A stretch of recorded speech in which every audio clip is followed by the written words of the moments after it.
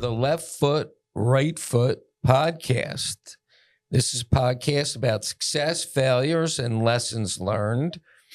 And we're having some fabulous guests on this show, old and young. Today, we have a younger guest, a producer at Universal Documentaries, Samantha. Welcome, Samantha. Thank you for having me. So we're going to start out at the end of, or the current spot of her career, where she is a producer for Universal Documentaries, and we're going to go backwards a little. So now that you know what she currently does, Samantha graduated Columbia in New York and was a dance major.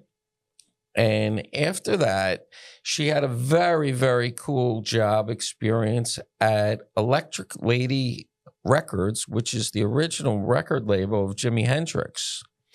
And I remember talking to you back then. You had an opportunity. All the stars would call in, but they had to go through you. That was part of it, yeah. Is that generally how it works, that you're on the phone calls and you take notes, you know, when stars call through? So who were some of the big stars that you had an opportunity to, did they talk to you like, hi, Samantha, or? Well, I was, at the time, I was right out of college, so I was the assistant to the general manager. And at the time, Electric Lady now is, it's a recording studio. And it's really successful now and was really successful in its heyday. But when I entered, it was like on its way back up. And so my boss, who you turned it around. I wouldn't say that at all, but I learned a lot. And my boss at the time, he was a carpenter initially. And so he would sleep in the studio and he like ripped it apart himself and completely rebuilt it. He was super dedicated to the space. And he really is responsible for rebuilding the clientele and making it what it is today with Taylor Swift and all of the... They have Taylor Swift as a... Wow, that's huge. They're printing money. It's amazing. That's amazing. Taylor Swift's the biggest in the... You know, like for the NFL, it's unbelievable. Taylor Swift. They said Taylor Swift was worth $350 million to the NFL this year, which is a staggering amount of money. That's crazy. But when Samantha was there, I remember you used to talk to Rod Stewart, right? Yeah. So we had a lot of exciting people. I remember my first day as an employee. We had the album release party or the album listening party for Kanye West, Life of Pablo, and that was crazy. Let me interrupt you, because I'm really good at interrupting folks. Like, I saw this Kanye West on the Grammys. I know you're in the industry. You can't speak ill will of any of these people, but what is the friggin' deal? I mean, that guy, his wife, girlfriend, whatever she was, she got naked in the Grammys. They tossed him. What is he like? He's like a shock jock or something? Is that his, like, how did he get so rich? Well, I think now, that's a layered question, but I think the B part of the question, how he got so rich, his music catalog is really valuable. And in addition to that, when he got out of the Adidas deal or when he was fired or whatever happened, where he got his money, yeah. Now he has full ownership of his Yeezy brand.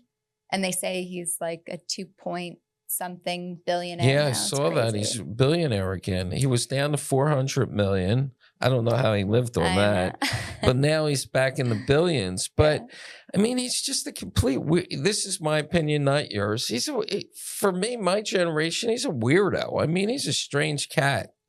I think he is a contrarian, and he likes, to put it nicely, and he likes to buck the system. And I think, for people in the culture who, understand the phrase, like the old Kanye was super beloved for doing that and rewriting how the music industry should operate and work. And I think now, especially like this last Grammys display with his wife, I don't know what statement he was trying to make, but he has daughters, and to objectify her in that way. I have no idea what their arrangement was with that, but it was really, as a woman, like seeing that was disheartening. Well, didn't and I don't want to spend too much time on Ye or Kanye or whatever his name is, but didn't he go on stage one year for some event in the middle? What was it? He went on stage unannounced and Yeah, drunk. He was high or something was going on. it was for the MTV VMAs. Yeah. And he thought that, I guess Taylor Swift won a music video of the year or something, and he thought that Beyonce should have. And so he got up on stage and interrupted her moment. My God. So anyway, I rudely interrupted you. You were saying, there was Kanye West. I said Rod Stewart. Do you ever talk to Paul McCartney or? Not at Electric Lady, but obviously years in the Hamptons. Yeah. I've seen him quite a few times, which is like seeing a unicorn. It's Right, pretty it's amazing crazy. seeing a Beatle, let alone, Paul McCartney. But yeah, I don't know if you would know him, but this guy, Frank Ocean, was Yeah, of course. he was making this like seminal album called Blonde. And I got to know him. I got to know his producers. And that was something really, really special that I don't think could ever like be recreated with that moment in time, what that record was, what he means to music.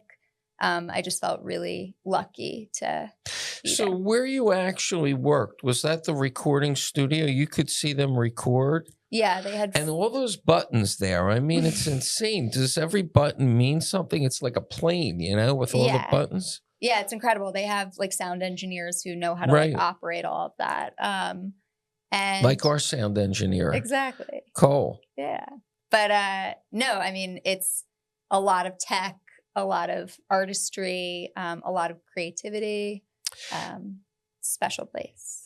So from there, Samantha moved on to Imagine Entertainment, which is Ron Howard and Brian Glazier. Bry, as I call him. Grazer. Great. What is it? Grazer. Grazier.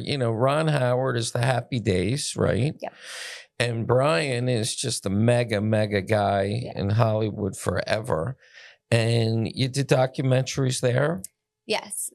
So before that, in college, I was at Rolling Stone. I did a big internship there, and that was really exciting. And then I did Electric Lady. And then from there, I worked everyone in the documentary world.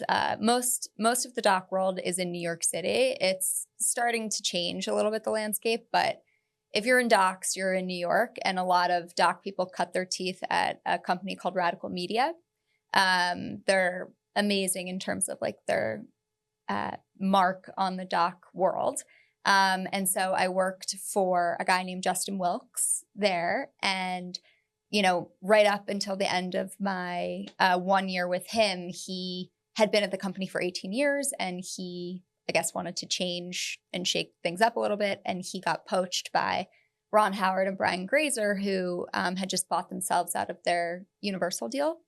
And it felt like a once-in-a-lifetime opportunity. I've been very lucky to be at with giant people. It's unbelievable, your career. Yeah, I sort of have, this is my own thought process, but I sort of have a reputation for being the girl that you bring along to start something new. I've done it 3 or 4 times where someone has a crazy idea of starting a production company. And obviously there's other people involved and more senior people with infrastructure, but I've felt very fortunate to be at the beginning stages or the genesis of a lot of amazing projects. So yes, I went with Justin to help build Imagine Docs. I have an email that says, "Congratulations, you're the second employee of Imagine Docs," which is Do you pretty get cool. compensated like the second employee of Google? I wish I had stock options or something. Or the second employee of Tesla? No, unfortunately. But there's not much money in docs. But yeah, so I that was a really exciting opportunity. We did a lot of cool stuff there. And yeah. So when you worked for Ron Howard and Bry, as I call them, obviously you interacted or met them. Yep. And are they like normal, regular people like me, or are they like Hollywood? They are hot, as high as you can get in Hollywood. I mean, Didn't they do Mission Impossible? Was not Apollo 13? Mhm. Yeah, Apollo 13, which is it's like a Huge. Godfather movie. I mean, that's Mhm. like you see that on the holidays over Mhm. and over again. They've had some big movies, Yeah, right? big. But yeah, they certainly have presence. I would say you have presence as You can get well. into any restaurant, and Oh yeah. so Sam Big. is bi-coastal. She's New York and California. So you just if you work for them, boom, you're into a restaurant, Yeah.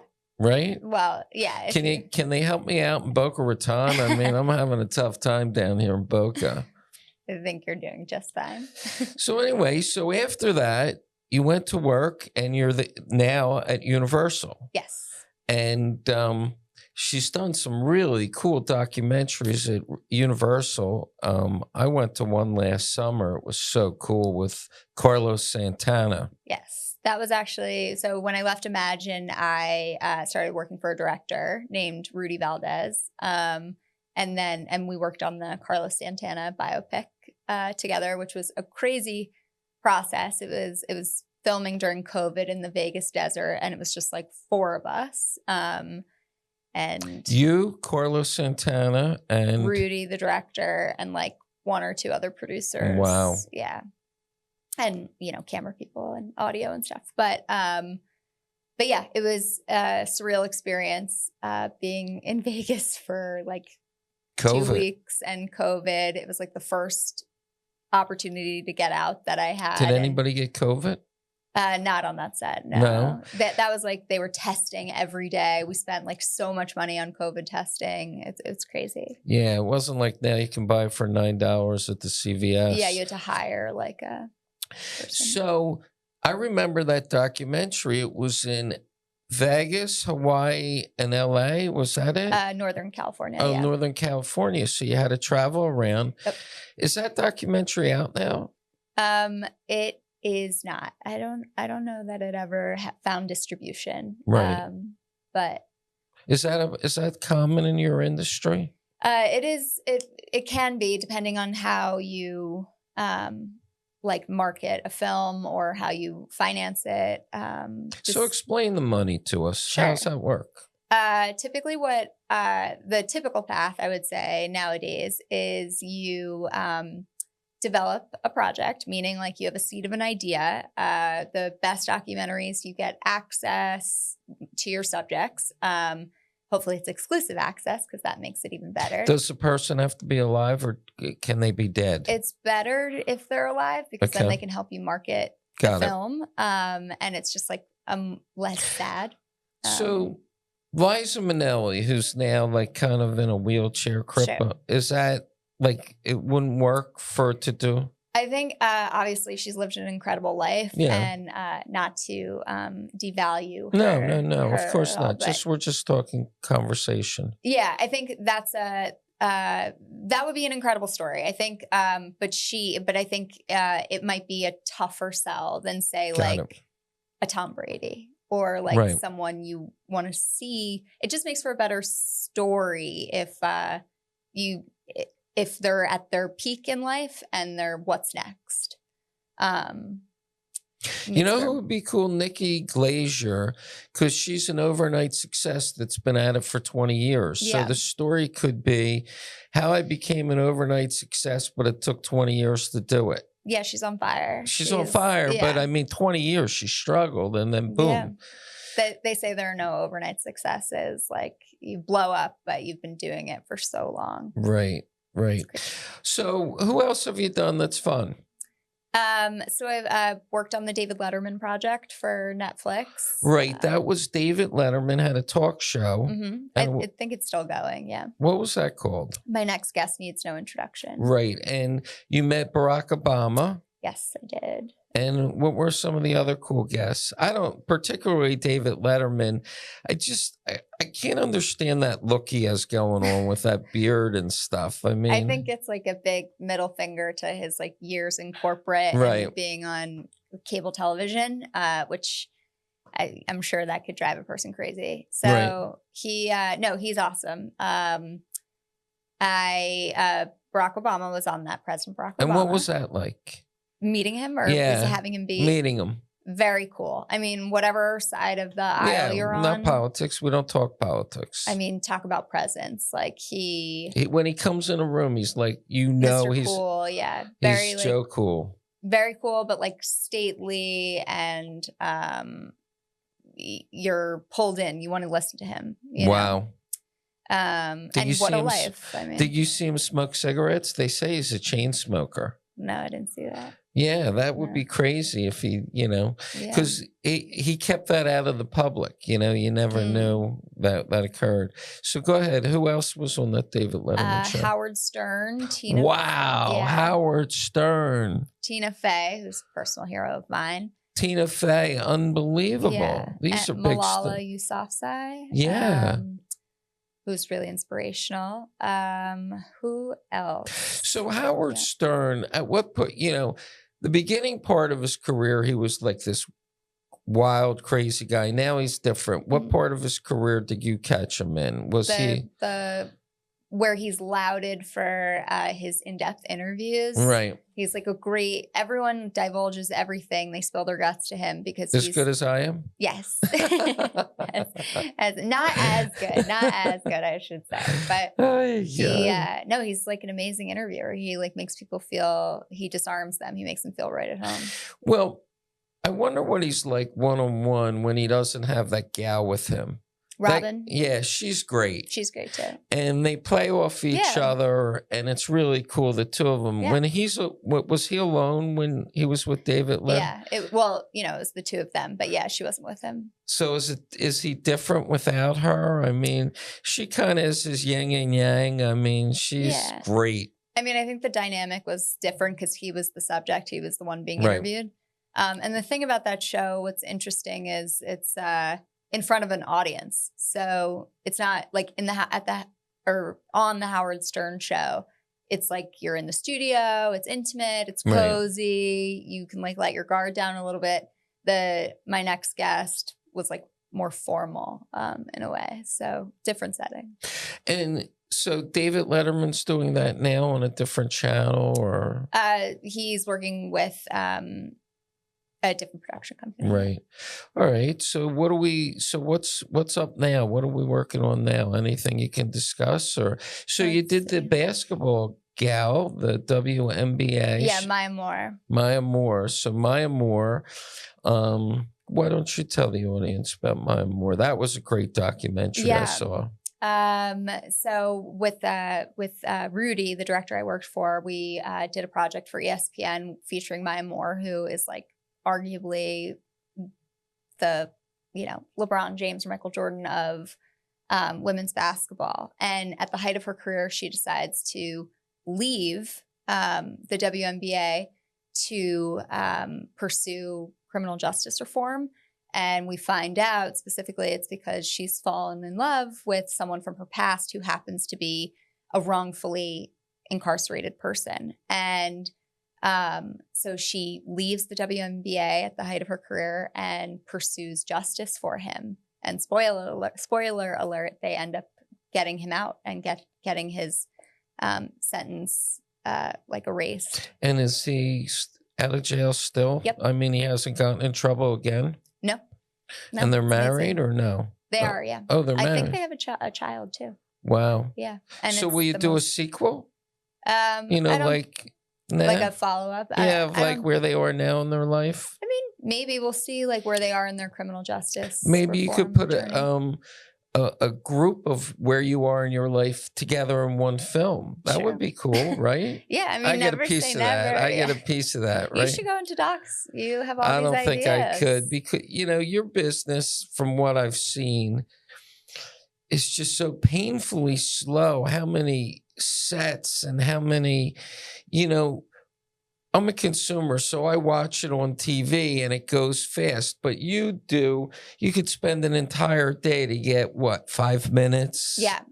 Yeah. I mean, I have ADD. I would go out of my friggin' mind, Yeah. Docs move quicker than scripted. Oh. But yeah, it is like a slog. It's a journey. It's a lot. And so Do you get involved in location? Do you have to find locations? Yeah, sometimes that's called field producing. Right. Sometimes I'll field produce too. Yeah, it's all encompassing. There are a bunch of different kinds of producers. But in docs, you're sort of like a Swiss Army knife. A phrase I like is the people who are the best at what they do know all about what they do. And so, you want to try and work in post. You want to be a development producer. You want to be in the field. You want to know a bit about everything. Maybe take a turn at being a audio person or a DP, getting to understand the gear. All of that knowledge informs your decision making and how to produce. So, because I know nothing about this, on your computer, do you have like a database of photos of locations and then do you physically have to then go to a location and see it before you book it to a show on it? And vet it. Vet it. Yeah, I mean, you need, well, depends. I've been on both sides of the spectrum. I'm now at Universal, which is like very buttoned up, and it's a few more processes to get through to like lock a location or a subject, or if you're dealing with a minor, and a lot of red tape that you have to get around. But if you're at a scrappier production company, you might like what we call in the biz run and gun or steal a shot, or not that I'm promoting that, but it like in docs things happen so quickly, and it's always better the first time. You never like want to stage something, so you either get it or you miss it, and so you want to get it. You want to get the shot. So your office in California is on Universal's lot, correct? Mm-hmm. So is that an incredible experience to be on Universal's lot? Yeah, it's amazing. We're right next to Steven Spielberg's. Wow. Have you ever seen him? Office.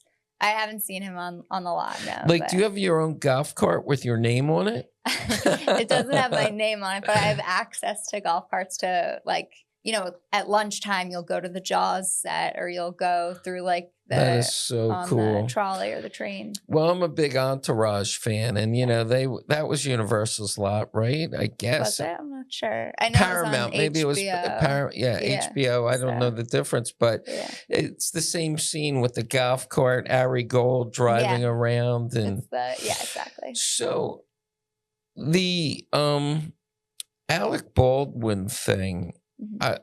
I don't understand. We're not going to talk about it. Is he guilty? Is he innocent? Whatever. But why would they have a gun on a set? Is that something? Is it more authentic to have a live ammunition or something like that? It was crazy, the events of that. I guess you probably, it's a difficult subject and it's a shame what happened there. But I mean, I wonder if that guy ever gets his career back. Do you think? I know well, to answer your first question, I have zero experience with like an armorer. Right. So I'm not exactly sure like the ins and outs. I can't speak to that, but it's obviously a tragedy what happened. Yeah. But does he get his career back? I don't know. I know that they're doing a reality show. So in my book, I have a chapter, Gone in 60 Seconds, and it's all about the Mel Gibson, Will Smiths of the world, or the Pee Wee Hermans, or I guess maybe you could put Alec Baldwin. I'm putting him in that category because this is tragic accident, but I mean, it's something that he has to overcome. It's going to be difficult, in my opinion, not your opinion. What happens to his career. But when you're on a set like that, can you walk into a show like The Voice and watch it, or any of the shows that are going on? I have pull, but you do? I would say do you have to stand in line at the Universal theme park? No. You don't? Well, I mean, I've never asked. I don't know. I've never inquired, but I have pull, so I'm sure I'd be able to work it out. So that's one of your shows, not your show, but Universal, The Voice. Yeah. I love that show. I don't even know I haven't watched it this year. I don't even know who the coaches are or whatever, but that's a great show. So what are we looking? So COVID was such a difficult time in your Mhm. industry, Mhm. but you didn't lose your job. You were employed during COVID, Thankfully. Yeah. thankfully. And is it? Would you say Hollywood or documentaries is fully recovered from that COVID era? Do you have a lot of stuff in the can, a lot of inventory? Yeah, I would say since the COVID era, things have, uh, you know, gotten back to where they used to be, or they've evolved, or they're a little different in terms of how like productions are run. But the strikes really impacted the industry after COVID. So we've had a couple of bumps along the road, and the fires in LA that just happened the last couple of years have been a little tricky for Hollywood. So the strike was Fran Drescher, the nanny, right? She Mhm. was the boss. She was the union boss. She's the president of SAG-AFTRA. Yeah. What? So what happened to her career? She had the nanny, which was incredibly Mhm. successful. Do you know how she transitioned into that kind of administrative? I mean, was she always involved in that stuff when she was doing the nanny? That was a Um, great show. yeah. I mean, the thing that's so remarkable about Fran is that she has her hands in everything. She was sick though, wasn't she? She had She, cancer or yeah, she something. had Yeah. cancer and survived. And she went through like a horrible, horrible, horrible event, brutal event, where there was like a home invasion and a Oy. sexual assault. And Whoa. yeah, and she came out the other side. And Good for her. she is an incredible woman. She's one of like the trailblazers for women having their own production companies, and she was responsible for a lot of what happened in The Nanny and how that show was such a success. Completely her vision. And so she's had a lot of like life happen, and only recently has she become the president of SAG-AFTRA. And But she did a great job. incredible. She fought for Yeah. actors and upped their wages. And Well, a lot of it I thought was over the residuals, wasn't it? Mhm. Over. and also like your likeness. Yeah, your likeness. If you're like an extra, I think, they could use your likeness in perpetuity without paying you any residual. And so she's incredible. But again, like I'm more on the doc side than the scripted side. Yeah. But you look at people like Kramer or Jason Alexander, I mean, they're living off of those residuals and living amazing. Yeah. So difficult subject as a woman. And everybody talks about Harvey Weinstein and all that stuff. In Hollywood, in your career, do you fight sexual harassment, or it's changed in today's era? I mean, you're 20 years past the Harvey Weinstein crap, and things. 20 years past. Well, I think Same- wasn't that like in the 90s? No, that just happened. I think it was like 8 years ago or something. No, but all the stuff that Like he Me did. Too? Yeah, all the That stuff. was like 8 years ago. Oh, was or it? like 10 Jeez, I'm years getting ago, it's yeah. going so fast for me. Jeez. Yeah. But I mean, do you see that in your industry? The kind of pressure that, he put on people, and I mean, I saw or like it's a great one- idea and you're off to the races. If you come up with a great candidate for a documentary, then you're a winner. I think it's always a challenge to get women directors and women's voices heard. Interesting. But funnily enough, in the doc space, it's a lot of women's voices. It's a female dominated space, Wow. I would say. Great. But yeah, it's always a challenge to get a distribution or a production company to take a woman's voice seriously as like a director. But we're chipping away at it, and yeah. Yeah, I think you're better. Women are better at so many different subjects than men. I mean, essentially men are stupid and clueless, and women are the superior sex, right? I don't know about that. No, I mean, generally.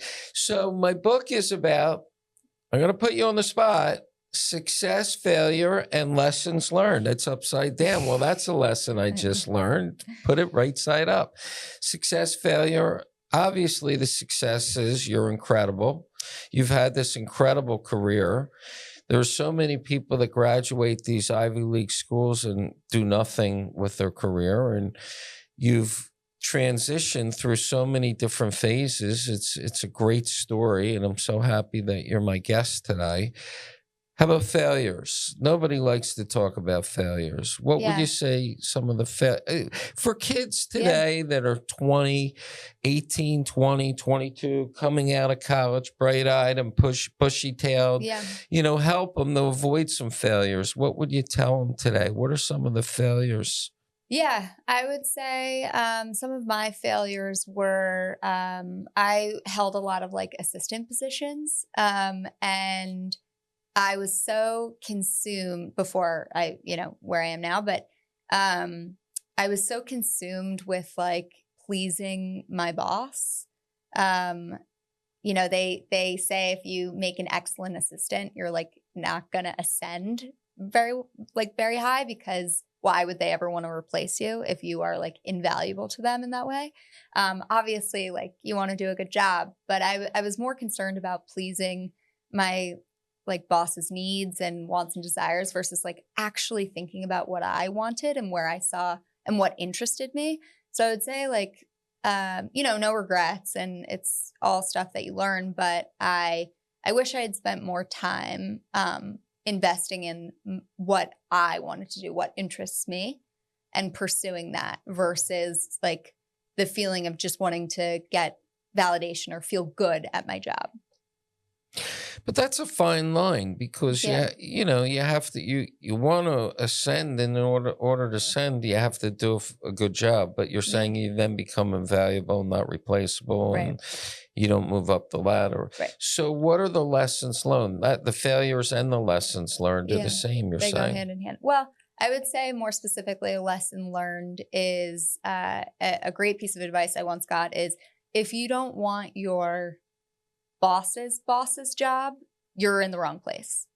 Wow. You need to reconsider. Like if you don't want not necessarily their life, but like what they're doing essentially, and you're not interested in like that subject matter or what their like daily tasks or life looks like, then you need to reconsider. You need to like change gears, because that's the path and trajectory you're on.